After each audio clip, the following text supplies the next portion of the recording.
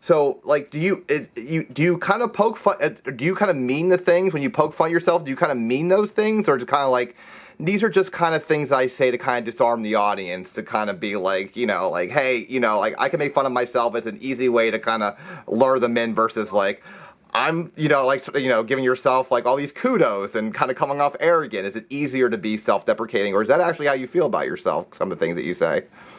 Oh, it is my DNA. Okay.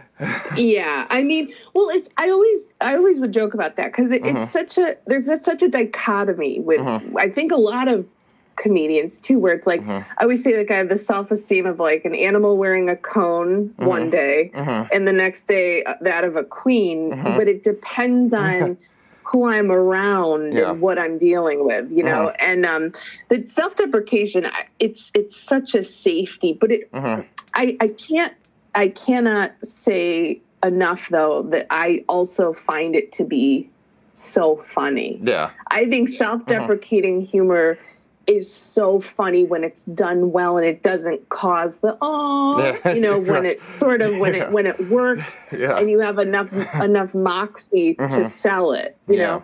And but again, it's like that. It's I think of it as a shield a lot of like to the audience. And when you first start, you're great stand up. When it's like you start, you absolutely.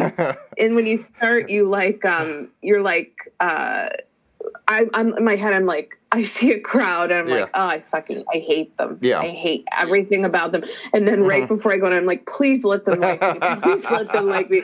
And then like when I'm on stage, I'm like, well, you know what? In my brain, I'm like, with my jokes, I'll hate myself first, and they won't even be able to get close to that. So like, if I hate myself for them, and before they hate me, then I'm fine. They can't hurt me. Interesting. Yeah, and I think so. And one of the best like pieces of advice, and I don't know, I honestly think it was John McKeever. We were talking about joke writing and stuff. I know we're going to get to that, but it was talk about what makes you laugh. Yeah. And so for whatever reason, I have a bit of a dark sense of humor. There's some vulgarity in there. There's some faux pas, words and topics. But like, I have to think it's really funny. Yeah. And I need to make them think it's funny too. Yeah. Not because it's not that I don't care if they think it's funny. I care very much. Yeah. But I want them to feel like I do. Yeah. Well, that was one challenge that I identified early on with self-deprecating humor in particular, was that there were a lot of potential outcomes based.